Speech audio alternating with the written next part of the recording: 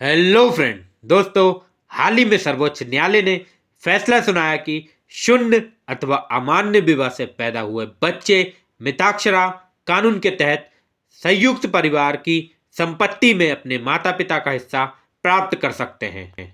हालांकि इसमें इस बात पर जोर दिया गया कि ये बच्चे परिवार में किसी अन्य व्यक्ति की संपत्ति में अथवा उसके अधिकार के हकदार नहीं होंगे। शून्य विवाह की बात करें तो ये ऐसा विवाह है जो शुरू से वैध होता है, लेकिन यदि कोई पक्ष इसे रद्द करना चाहे तो इसमें व्याप्त कुछ दोष अथवा शर्तों के तहत इसे रद्द करा जा सकता है। और अमान्य विवाह की बात करें तो ये वह विवाह है जिसे शुरू से ही अमान्य माना जाता है, जैसे कि ये कानून की नज़र में कभी अस्तित्व में ही नहीं था।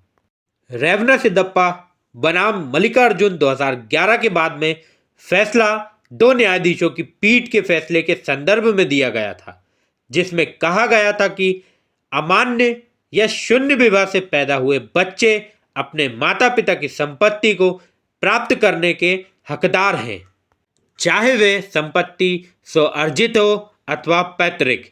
यह मामला हिंदू विवाह अधिनियम 1955 की धारा 16(3) में संशोधित प्रावधान से संबंधित था।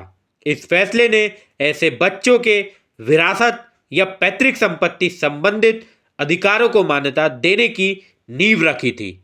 इसमें सर्वोच्च न्यायालय के फैसला जो विरासत हिस्सेदारी का निर्धारण पर है, तो शून्य अथवा अमान्य विवाह से किसी बच्चे के लिए विरासत में हिस्सा प्रदान करने की दिशा में पहला कदम पैतृक संपत्ति में उनके माता पिता की सटीक हिस्सेदारी का पता लगाना है। इस निर्धारण में पैतृक संपत्ति का काल्पनिक विभाजन करना शामिल है, ताकि उस हिस्से की गणना की जा सके जो माता पिता को उसकी मृत्यु से ठीक पहले प्राप्त हुआ होगा। विरासत का कानूनी आधार की बात करें तो हिंदू विवाह अधिनियम 1955 की धारा 16 शून्य या अमान्य विवाह से पैदा हुए बच्चों को वैधता प्रदान करने में अहम भूमिका निभाती है। ये ऐसे बच्चों की अपने माता पिता की संपत्ति पर अधिकार निर्धारित करती है। और समान विरासत अधिकार की बात करें तो हिंदू उत्तराधिकार अधिनियम 1956 जो पैतृक संपत्ति को विनियमित करता है के तहत शून्य या अमान्य विवाह से हुए बच्चों को वैध परिजन माना जाता है। और जब पारिवारिक संपत्ति विरासत में मिलने की बात आती है तो उन्हें नाजायज नहीं माना जा सकता।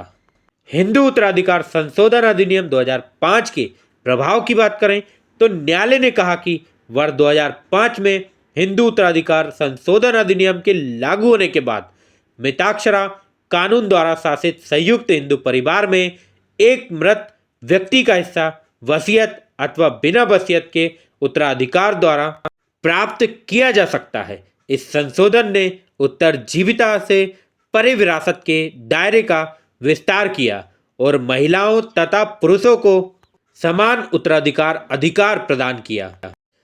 जून 2022 में कट्टुकंटी एथानिल कृष्णन तथा अन्य बनाम कट्टुकंटी एथानिल बालसन और अन्य में सर्वोच्च न्यायालय ने फैसला सुनाया कि लिव इन रिलेशनशिप में पार्टनर से पैदा हुए बच्चे को वैध माना जा सकता है। ये एक तरह से सशर्त है कि संबंध दीर्घकालीन होना चाहिए, ना कि आकस्मिक प्रकृति का। बेटी की विरासत से संबंध में सर्वोच्च न्यायालय के फैसले की बात करें तो अरुणाचल गोंडल बनाम पोन्नुसामी 2022 के मामले में सर्वोच्च न्यायालय ने माना कि बिना वसीयत के मरने वाले हिंदू पुरुष की स्वअर्जित संपत्ति विरासत द्वारा हस्तांतरित होगी, ना कि उत्तराधिकार द्वारा। इसके अलावा न्यायालय ने कहा कि ऐसी संपत्ति बेटी को विरासत में मिलेगी जो कि बंटवारे के माध्यम से प्राप्त सहदायिक संपत्ति के अलावा होगी। विनीता शर्मा बनाम राकेश शर्मा 2000 के केस की बात करें तो सर्वोच्च न्यायालय ने कहा कि एक महिला बेटी को भी बेटे के समान संयुक्त कानूनी अधिकारी माना जाएगा और वह पैतृक संपत्ति को पुरुष अधिकारी के समान ही प्राप्त कर सकती है, भले ही हिंदू उत्तराधिकार संशोधन अधिनियम 2005 के प्रभाव में आने से पहले पिता जीवित नहीं थे। इस तरह से कानून की व्यवस्था है, तो मैंने आपको बताया। तो दोस्तों, उम्मीद करता हूँ आपको वीडियो अच्छे से समझ आई होगी। तो मिलते हैं नेक्स्ट वीडियो में किसी नए टॉपिक के साथ। तब तक के लिए जय हिंद, जय भारत।